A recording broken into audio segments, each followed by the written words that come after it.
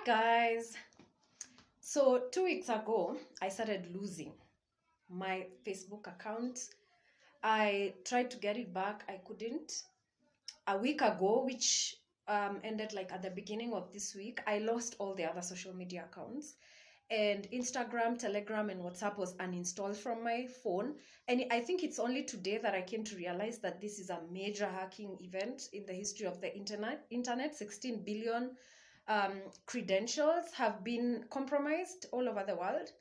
And so that was my position at the beginning of this week. And so I got into like a state because I work online. Everything of mine is online. Google was compromised. I lost stuff on my Google Drive. So it's like, it was a chaotic time for me. And so I got into like an emotional state. And how does emotional turmoil feel like usually? It's like a flooding and overload of negative thoughts, like negative thoughts that bring up anger, guilt, sense, helplessness, basically. So that's how my week was. And I sat in the house for like 2 days, feeling like my world was collapsing, my world was ending. And a lot of these thoughts were like, what am I going to do? Where am I going to start? How can I recover this? Who will help me? And so I started just realizing that I couldn't move, like I was paralyzed emotionally. And because I couldn't access anything online, I had no option but just sit with it. And for me, I think it's a gift. It was a gift in disguise because sitting with all these emotions allowed me to sort of become aware of the thoughts that were running in my mind, like all the fears that I had. And as I was looking at those fears, I realized, like there's a day, I think it was Tuesday, I sat and I realized the room was very calm. The sun was hitting all the right places. There was a breeze coming through my window, but I was in turmoil. So it hit me that the cause of my chaos was actually within me. Like outside of me, there was peace, but inside of me was chaos. And so I decided if I'm going to calm this storm, I have to go within. I have to stop blaming the internet and the hackers and whoever and just look at what was happening inside of me. Because then, if I calm the storm inside, I'm going to have peace and I'm going to experience the peace that I'm actually experiencing outside of my body. So I sat and I started to observe the thoughts. So the first thing that happened is that I began to observe myself like I'm a third person. And so from a third person perspective, I started to notice the thoughts that were coming up. Like thoughts like, how am I going to move from here? Who is going to help me? Why didn't I do this two-factor verification?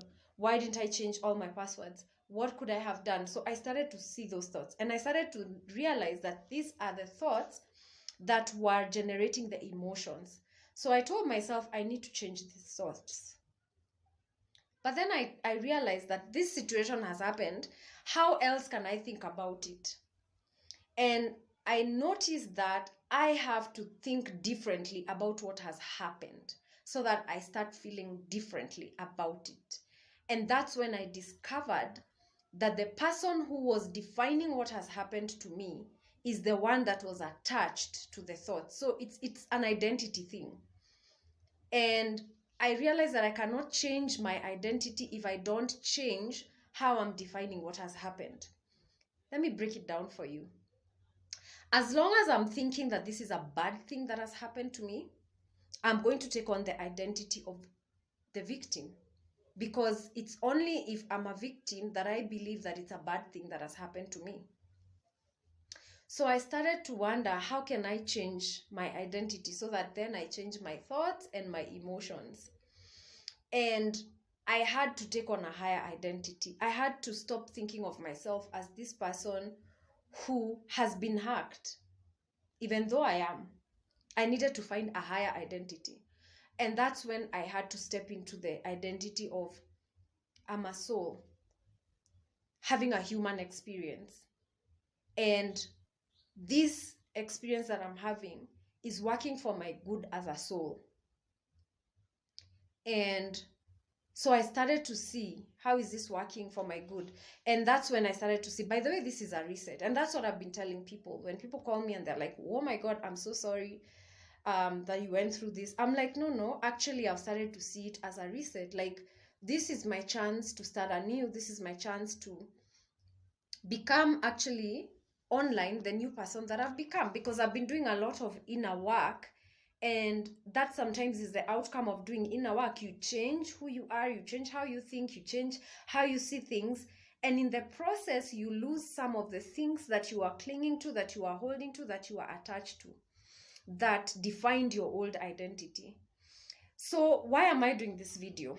I'm doing this video for you who has been doing the inner work, or for you who is thinking about doing the inner work, but you still feel like things are not going your way. This is for you to begin to understand that this is actually an identity issue. It's not what happened to you. It's not even what you're thinking or feeling. It's who you believe you are. If you start to see yourself differently, then you're going to start thinking differently. And as a result, you're going to start feeling differently, and you're going to start doing things differently. If this is a conversation that interests you, if this is something that you feel you want to explore, please type identity in the comments and let's continue this conversation.